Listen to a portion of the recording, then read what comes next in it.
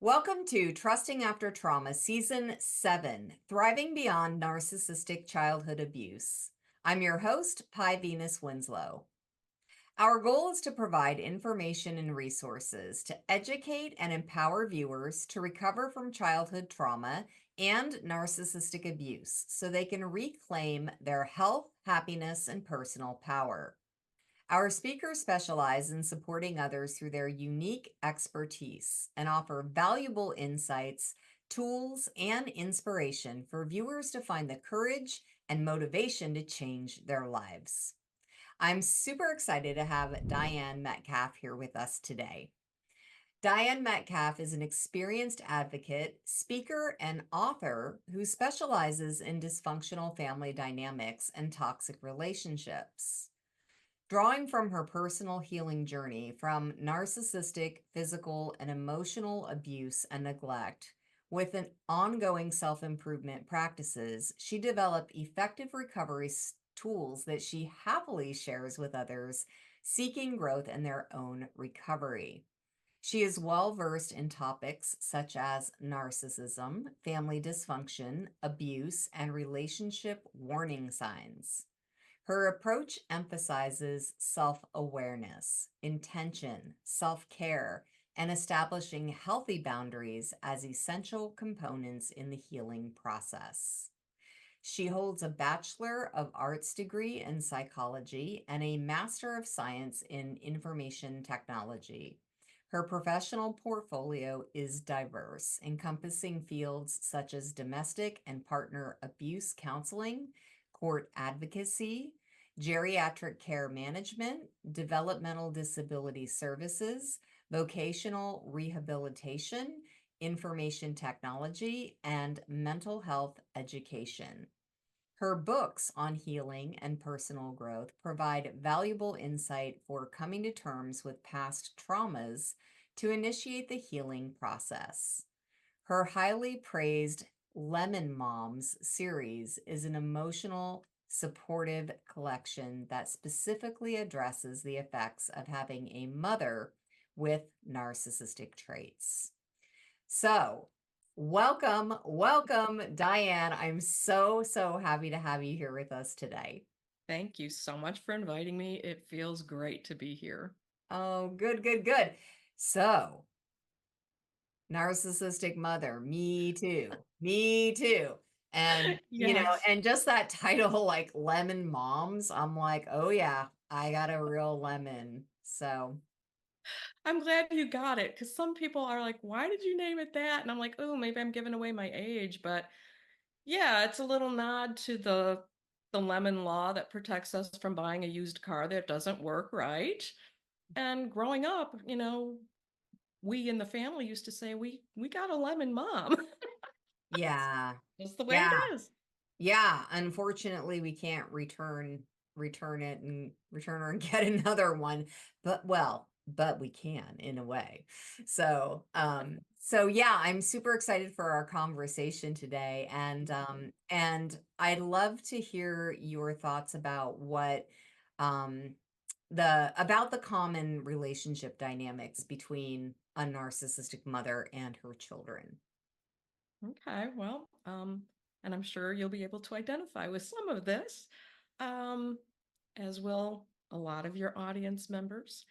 Um, the dynamics in this kind of mother-daughter or mother-son even relationship are such that it doesn't feel good. It's not a good feeling, loving feeling relationship. There's a lot of judgment, a lot of criticism. Um, Conditional love, we're not loved unconditionally, we're not accepted for who we are. Our moms tend to try to push us into a mold that we will never fit into. She wants us to be a certain way, look a certain way, act a certain way, and so we get this feeling that we're just not good enough. Nothing about us pleases her, no matter what we do. We could win awards, we could have a lot of recognition elsewhere in our lives, but for our mother, it'll be like, oh, well, yeah, that's okay, but there will always be that but. You could have done this better, you could have said that better, you could, there's always something. So it's just, you get that feeling that you're not good enough. And so what that does when you're a kid, because kids get their self-esteem from how others perceive them, and the most important people in their lives are their parents. And Mhm. so if you're perceived as just not good enough, um, you're not going to develop healthy, high self-esteem. You're going to maybe have some anxiety, you're going to have some insecurity. Um, so I don't know. What do you think? Can you relate to some of that? Oh, totally. Yeah. Totally. I mean, I remember hating myself at Mm. 7 years old. Ooh, I I'm sorry. I know. I know. It's really sad, but I mean, I remember the day. I remember the day of having that experience, and it was from I'm not good enough. Yeah. And and also my experience being female and having a mother was there was like a competition element with her Yes. and me, and I'm so naive. I mean, I can't even wrap my head around that until much later when I made the connection. But um she did not like me getting positive attention because it took attention away from her, Yes. especially male attention. Yes. I can identify with all of that. I'm glad you brought that up. It is a competitive relationship, and I didn't understand that either. And I mean, we were children. There's no competition between children and their parents. There shouldn't be. Yeah. But I remember as a teenager, definitely there was that competition for like boyfriends' attention, or even my good girlfriends, like good close girlfriends. It was like my mom wanted to insert herself into those relationships and kind of not only get the focus and attention, but almost it felt like she was competing with me for their love, or their she wanted them to like her better. It was just really weird.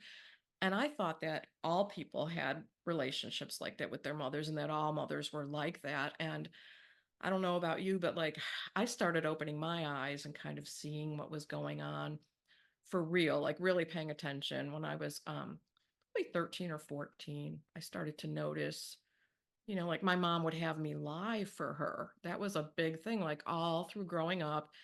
We had the landline telephones, and we didn't have caller ID. So um, she'd say, if it's so and so, tell them this. And if it's this other person, tell them that. And if somebody showed up at the door, it was, well, if it's so and so, tell them, and I would do that willingly because I thought that was just what kids did. And then again, around 12, 13, 14, I started noticing that my friends didn't have to do that kind of stuff for their mothers. And I started to realize I don't like doing it either. I was feeling resentful and used, and I thought, she's the adult here. She should be speaking for herself. And I stopped doing those things, and she got really angry about that. Hmm. Tell me I was selfish. Oh yeah. So it Oh is it's a weird relationship. It's a weird dynamic. It doesn't, and here's the thing, because we don't know better, we have no basis for comparison. So to us, that is all normal until we start looking at other people's relationships with their moms and noticing the differences. And that's kind of when you start feeling yeah. that lack of um, unconditional love and acceptance. And that is also, I think, when we start to realize there's something wrong. And for me, I felt like, oh, there's something wrong with me. I'm not good enough. There's something wrong with me. She doesn't love me. She doesn't like me. I could tell. And so there are things about me that I need to change. And so it was this guessing game of every day, what can I change about myself? How can I do this differently? And I mean, like, I felt like I was twisting myself into a pretzel, trying to please her and get her to see me for who I am and Hmm. hear me and acknowledge me and love me and like me and all of those things. And of course, nothing I did the trick. So, Right. you end up at a point where you realize this is all going on and you don't know what to do. So you start looking for help. Mm-hmm. So I am glad you're doing this because a lot of people are going to find the help here. Yeah, I know. I remember when I started my journey, and I had no idea where to even start, but I do remember realizing that, like, once I made the connection, like I always knew there was something wrong with my mom. I knew there was something wrong with my mom. I Growing up, I thought it was me, but I even think my higher self Mhm. knew something wasn't right in my family. Something wasn't right about the things my mother said to me and stuff. But it's almost like I started to believe her more than myself. Like that Yes. gaslighting element kind of like came in, and it was like it was like a maybe an amnesia or something, that I just was like, well, I guess I must be wrong, even though there was a part of me that felt it was off.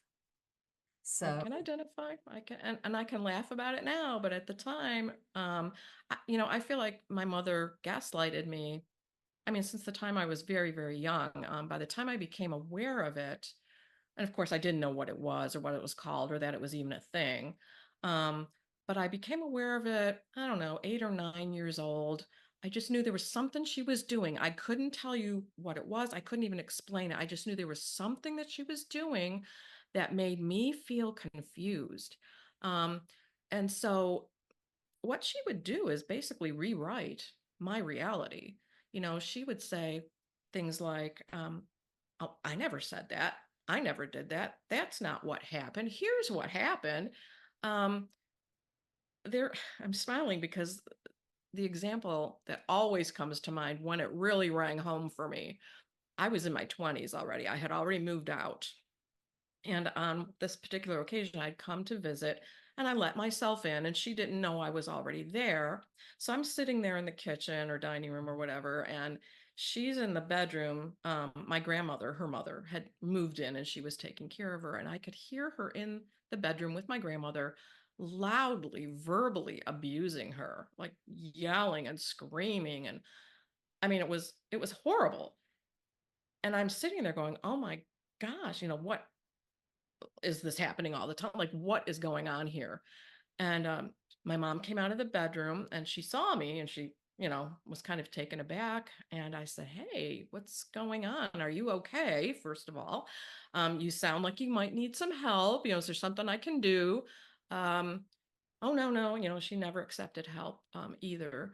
But I said, "So, um, I heard a lot of name calling and yelling and screaming. I are you feeling overwhelmed or what's happening with that? Do you need maybe we should hire someone to help?" And she said, "What do you mean?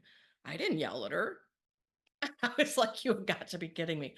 mhm, Because by then I was really paying attention to make sure that I wasn't imagining things because I grew up being told I had this great imagination or I dreamt it.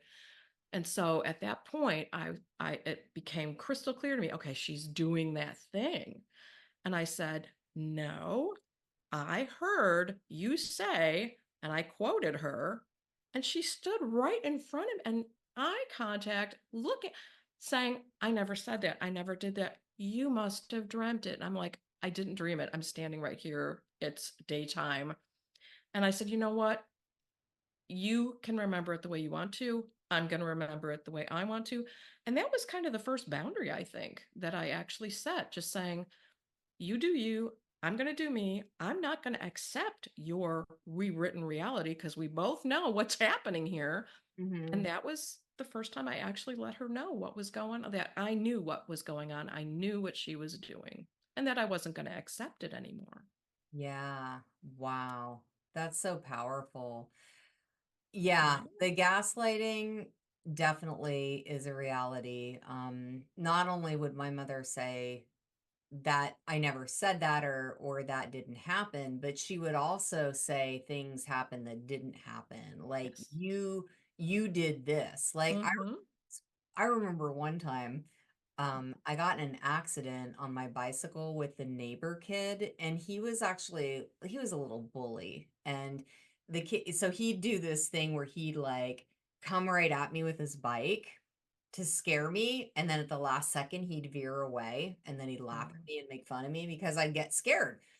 So one time he did this and we both turned the same way and we crashed, and I ended up having to go to the hospital because I had a fracture in my wrist. And of course, there was a whole incident around that, about me needing medical attention and what an inconvenience that was. And by golly, if we take you to the hospital and there's nothing wrong with you, boy, you are going to be yeah. there's gonna be hell to pay. But I was in so much pain. They finally took me to the hospital.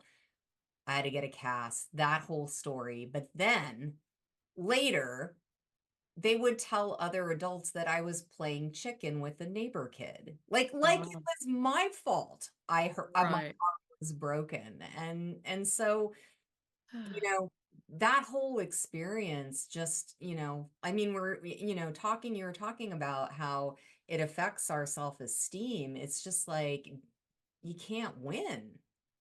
No, you can't win, and that's the typical lack of empathy too, right? It's there's never hugs or kisses, or oh gee, I'm so sorry that happened, or oh gosh, that must hurt. I remember when I would fall down or skin my knee or whatever, I got yelled at.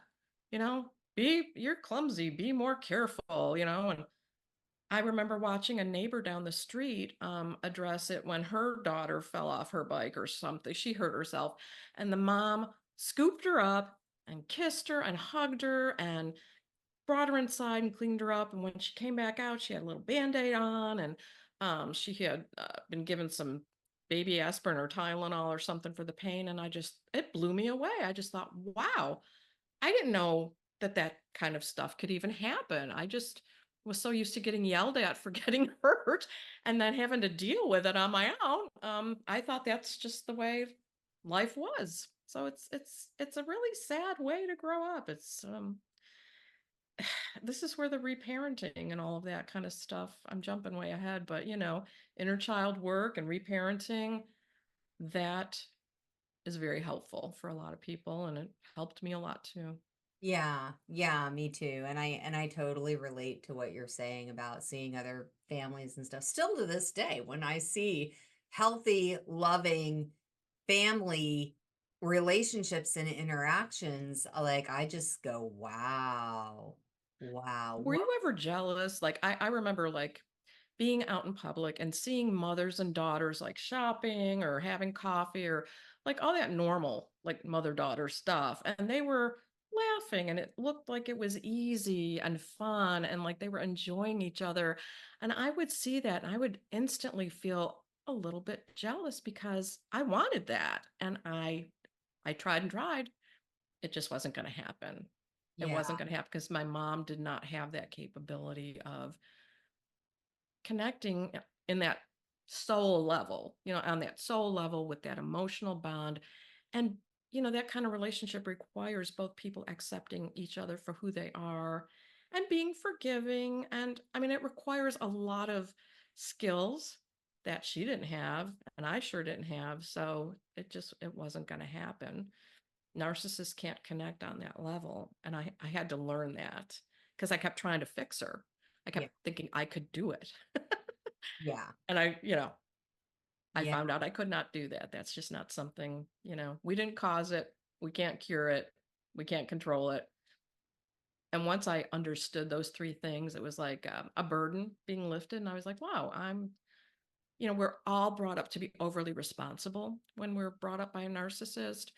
And that was a very freeing moment for me to realize I did not have that responsibility to fix her or to get her to see me or love me. Like I could just be me and I could make that break and I could just let her be over there, me be over here, and be okay with it. And it takes a lot of work, though. It takes a lot of work and it's not fun and it takes a while. yeah, But we can do it, yeah, we can do it. yeah, we absolutely can. Yeah, I think for me there was some envy when I saw healthy and like connected relationships between mother and Mhm. daughter. My mother would pretend we had that relationship in public. So it was all about appearances. So Yes.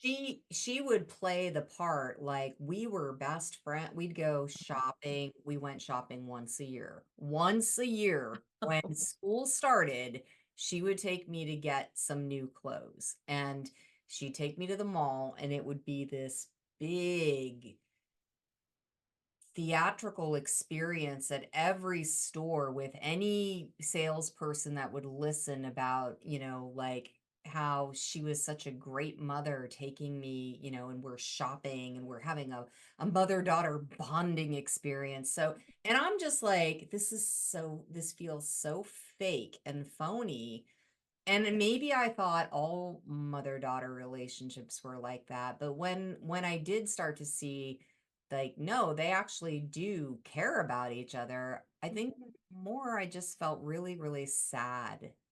sad for myself. I just felt a deep grief in my heart. Mhm. Yeah. Yeah, it is about appearances, isn't it? And when I learned about the false face, when I did a lot of reading and research about narcissism and I read about the false face that they wear in public, those of us who live with them at home, we get to see the real deal, but everybody else sees the false face. And that's why it's so difficult to talk about what's going on at home with other people who don't know the real person. They see the false face and they love that person They do. because that false face is everything that they are not for real. So it's the fake person that everybody gets to see and love and think is such a great mother. And Yeah. that's hard to deal with when you need someone to talk to and everyone you talk to just thinks your mom's fabulous. So, Yes. And that kind yeah. of like adds to like the gaslighting too. Like, yeah, my Yes. friends would say, "Oh, your mom's so cool. Yes. I wish my mom was like your mom." I'd be like, "What?" Yeah. And then But when we tell them what's going on, they look at us like, "Oh, that can't be real. That can't be true. That's not happening. You're exaggerating." And so that is re-traumatizing. yeah.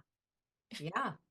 Yeah. What a So, mess. So, let's talk about relationships, because part of my big awakening, what started me on my transformational journey, was the realization, first, that my mother was a narcissist, two, that it impacted my development as a child and a person, and then I'm like, here I am in the present moment, and look at this dysfunctional romantic relationship that I'm in now, and all of the ones that came before that. So what are your thoughts on how narcissistic mothers affect their daughters' future romantic relationships? well, because when we're brought up and in this kind of environment where we're not really seen or heard and we're not valued, we're not validated, we're not given any kind of conditional love, everything has to be earned. Um, that doesn't go away just because our bodies age. So we bring that with us into adulthood. And by the time we're adults, we've learned to what I call pease and a please, or sorry, please and appease our mothers, um, meaning that we become other focused. We're watching her all the time. We know when to stay under the radar, when to get out of the room, when she's kind of simmering, when she may fly into a rage. So we get really, really alert. That's, part of that fight or flight, um, that whole fight or flight complex behavior. Mhm. Um, and the walking on eggshells. So we become people who focus on other people and try to please other people. So we become people pleasers. And that can develop, into full blown codependency, which is people pleasing on steroids. It's when the way I define it is, we're people pleasers extraordinaire, and we are doing this to our own detriment. We put other people's lives, comfort, ease, everything about them and their lives becomes the priority, and our stuff becomes last, if at all. we have these to-do lists, all of us, every day, things to do. And our to-do list as codependents has to do with getting everybody else's stuff done. And then we may not even take care of our own needs that day. And that can go on and on and on for years. And, you know, that's where I was at for a long time too. Mhm. Just sort of uh, a non-person. And that's the other thing, right? We grow up not really getting to develop a sense of self because we're so focused on our mother and keeping her calm and feeling safe for ourselves. I used to do whatever I could to keep her calm and to keep myself from being attacked, either physically or emotionally. So that was a lot of energy as a little kid, just like juggling all these balls in the air. And children shouldn't have to do that. They should have a nice, easy, peaceful life, learning who they are and exploring their environment, finding out their strengths and weaknesses. When you grow up with a narcissistic mom, you don't get that. And so when you grow up and you don't have a sense of self and you're a people pleaser, think about the kinds of relationships you're going to attract. Um, for myself, I found that I was attracting and attracted to um, romantic partners that were a lot like my mom, but I wasn't really aware of that on a conscious basis. But the dynamics felt familiar, and I knew, oh, yeah, this feels familiar. I know what to do in this kind of relationship. I become a non person and they take control, and I just do whatever I can to please them. And that's how it was. Mhm. So I don't know. Can you identify with? Oh, I'm guessing you can. 100%. 100%. Um, yeah, I found myself in a lot of relationships where I was totally focused on my partner, totally focused on making sure that they're okay. And I would even just kind of like adopt or morph into whatever they wanted because I was so I was so neglected, emotionally neglected, and like discarded as a child that any person, well, usually men, any Yes. guy that showed any interest or attention in me and gave me just the tiniest little crumb, it was like the Yeah. biggest feast and the biggest banquet. So I was so easily pulled in, and then it was I'd be all in. I'd be like, "Oh, finally I've got somebody who loves me. I'm finally going to get love." And then of course, that whole cycle of abuse would play out with like, okay, the love bombing, I'm going to pull you in, and Yeah. then something's going to happen. You're going to displease me in some way, or I'm just going to get bored and create something, and then you're going to get in trouble, and then you're going to do everything you can to fix it, and then you're going to get in, and I'll do that until you get so broken down and upset that you kind of shut down, and then I'll love you bomb you again and pull you back in. So it was just a Mhm. total reenactment of my childhood Yeah. that like strengthened my dysfunctional attachment style, that ambivalent style where I'm like, I'm in, I'm out, I'm in, I'm out, I'm in, Mhm. I'm out. And so I'd get in relationships with guys, we'd break up, we'd get back together, we'd break up, we'd get back together. And it was just this, Yeah. and that was my relationship with my mother too. I wanted her to love me, but if she got close to me, if she even touched me, I would just recoil. Like I couldn't even stand to be touched by her, but that little girl in me wanted her, she wanted to be scooped up and loved by her mother. So it was very confusing for me.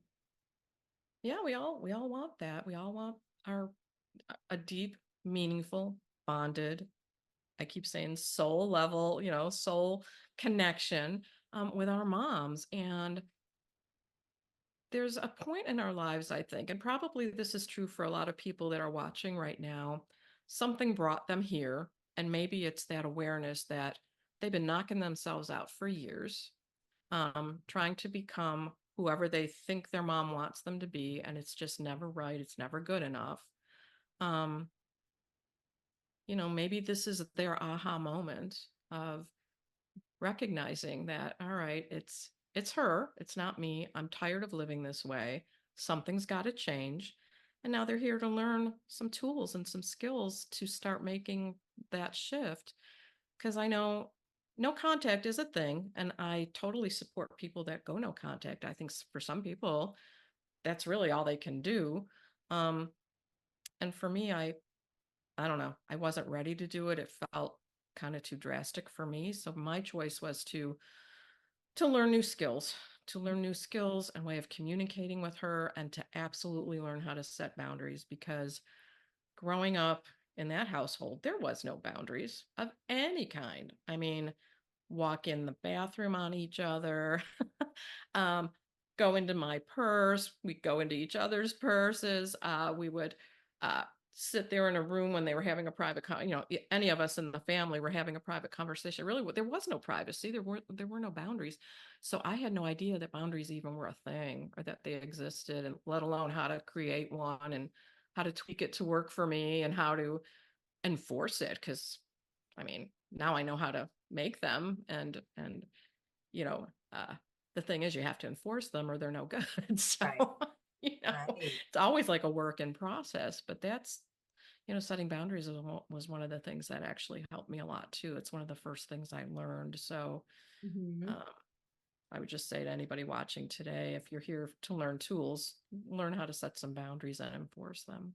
Yeah, that's really, really important and a good point too. Yeah, I chose to go no contact with my mother. So it's interesting, when I do talk to people who want to stay in a relationship with their narcissistic mother, how they protect themselves. So boundaries, definitely for sure. Do you have maybe some other like another tip or um uh, tool or technique or strategy that you think is helpful if a person wants to, stay not quite go no contact, but how they keep themselves protected? Yeah, yeah.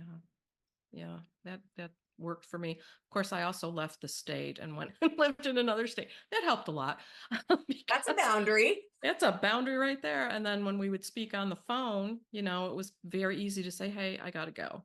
Mhm. Not going to listen to the stuff she would say, or the insinuations, or her gaslighting. So I could easily just, "Hey, I've got to go." Um, but that translated into when we would visit each other. I I don't know if you can hear it, but it's thundering and lightning out there. I apologize if it's interfering. I don't Um, hear it.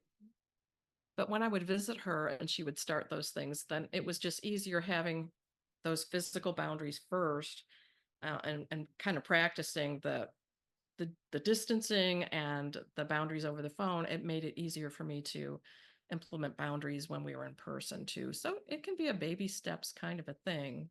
Mhm. But yeah, it was very helpful to do that. Um, I don't know. What do you want to talk about next?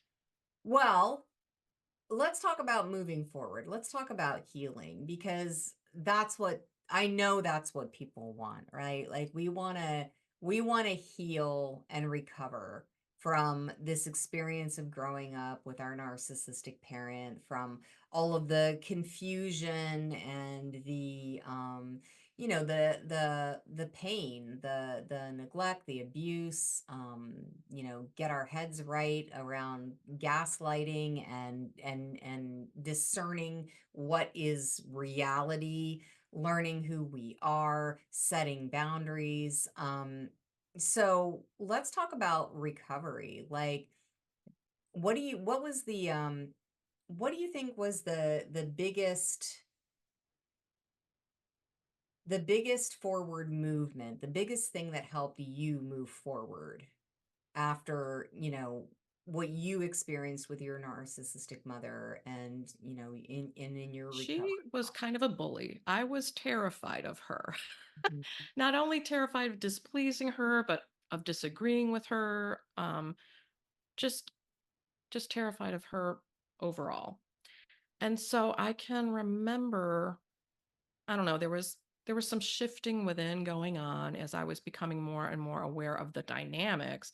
Instead of just jumping through the hoops and doing the people pleasing kind of on automatic pilot, I started to become aware and thoughtful and intentional and actually take a pause between my reactions to what she was doing or saying. And then I learned to not react so much as to respond. And there's a difference.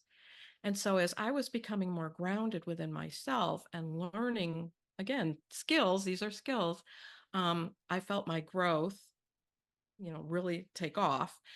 And I don't know, I became fiercely on my own side. That's kind of a thing I tell people now. Just become fiercely on your own side. Stick up for yourself. Speak up for yourself. I know in homes like this, and you can probably identify, we're not allowed to use our voices. I mean, to disagree or to say what we would like or what we want or what we need, that's all frowned upon. So I never learned how to use my voice, especially for myself. So I would say become fiercely on your own side, start sticking up for yourself, start using your voice, set boundaries. And they're not set in stone, right? They can be tweaked, they can be done away with and recreated and enforced. And if you don't know how to set a boundary, a lot of people think boundaries are like a wall. It's not a wall, and it's not for them. It's not for your mom. It's for you. It's your line in the sand that says you're not going to cross this line without there being some consequences. And I'll give you a quick example. My mom, when she would speak to me on the phone, a lot of times she would start talking about my sisters in a really negative way, or even other family members. And I remember how bad that would make me feel. So I drew a boundary around that. And the boundary was that when she starts talking negatively about people that I love and care about, I'm not going to sit there and listen to it. And so, you can inform your mom that you're setting these boundaries, or you don't have to because they're for you. So I would just say, mom, I'm not comfortable with this, and I would change the subject. And if she'd bring, the subject back up again, I would just keep doing, because sometimes, it's like a broken record, showing my age here. But you have to keep repeating the lesson, because what you're doing is teaching her how to treat you. So Mhm. you have to sometimes repeat that lesson again and again of, I'm not going there. I'm not listening to that. I'm not allowing this anymore. And if you can't respect that, then I'm going to have to hang up the phone. That's a boundary, Yeah, but that takes strength. And if you're not ready yet, that's okay, because I think the strength comes with the baby steps. Um, absolutely. so I think being honest with ourselves is another step in healing. Nobody wants to think of their mother as an abuser. I know for me, that was a big thing that I did not want to go there. If you told me she was abusive, even though she was hitting me and, calling me names and being very emotionally abusive, making me cry, in other words, very hurtful. If you would have told me, back when I was a teenager, that my mother was abusing me, I would have said, no, she's not. My mom loves me. That's how she shows it. So the word abuse is full of shame. And, none of us want to feel that. None of us want to think we are being abused by our mothers. But at some point, and if you're here watching this series, you've reached that point where you need the information. Um, there comes a time you need to get honest with yourself and call it what it is. If you journal, it's great if you journal and you write down all of these things that you're confused about. That's what I started doing. um, Also making a record of like the behaviors I was seeing and the things I was being told. That also acted as validation for myself. So when she would start gaslighting me, I could look up in my journal at my notes and go, no, I wrote what happened right after it happened or that night, and she's trying to rewrite history. So journaling can really help with all of this. Yeah. But so I would say journaling is another thing, that you can do. And just start doing the work, even when it's hard. It's Hmm. going to be hurtful, it's going to be painful. And don't put any restrictions on that type of growth, because you can't put a timeline around it. You can't say, okay, in 3 months I'm going to be healed. I don't think there is is ever really full healing because we're alive and we're going to continually be in relationships, right, where we're disappointed and where we get hurt. So, learning these skills not only helps with our mother's relationship, it will help with all relationships. And we will be able to heal from all of the things that relationships bring, the good and the bad. Um, Yeah. so, if you're going to start doing the work, invest in that work, whether it's time, energy, sometimes money, Mhm. whatever it takes, you're worth it. Your Abs- recovery is worth it. Your life is worth it. Your self esteem is worth it. And I think if you stick with it, you will see that it was worth it. And you will Absolutely. start feeling better, and your life will change, and your relationships will change. So be Yes. fiercely on your own side and start doing the work. Yes. Yes, yes, yes. And speaking of doing the work, you have an amazing, very generous gift to offer our viewers today. Could you tell us about that? I'm offering I have a free 8-week healing course. Um, It is through email, so there's no place to go and log in. You don't have to remember passwords or anything like that, and you do it at your own pace. So basically, once a week, I send you a lesson and a bunch of questions. It's a very self-reflective kind of a thing where you really have to give yourself some time and some space and dive deep into these questions that are not always fun to answer. Some of them are hurtful as far as the things that you discover about yourself or about your mother or about your relationship. I encourage you to journal, and I do a midweek pop in to see how you're doing and keep you on track. But basically, it's 8 weeks, but you can take as long as you want to complete it. And there it is. I do have a survey at the end of it, and I hear very good things about it. So many people have found it to be helpful as a supplement to either other therapy that they're getting or other books that they're reading or whatever they're doing. You can use this by itself or as a supplement to other healing modalities. That's very generous of you. Thank you so much, Diane. I really, So you're welcome. really appreciate you being here today, sharing so much with us and your gift with our viewers. Thank you so much. Thank you. Thank you for having me. It's great to be here. And I hope sometime in the future we can reconnect again. Oh, absolutely. Absolutely. And I want to thank everyone who's joined us for Trusting After Trauma Season 7. We hope that you enjoy this journey with our experts on how we can recover from parental narcissistic abuse and heal our body, mind, and spirit to live joyful, authentic lives.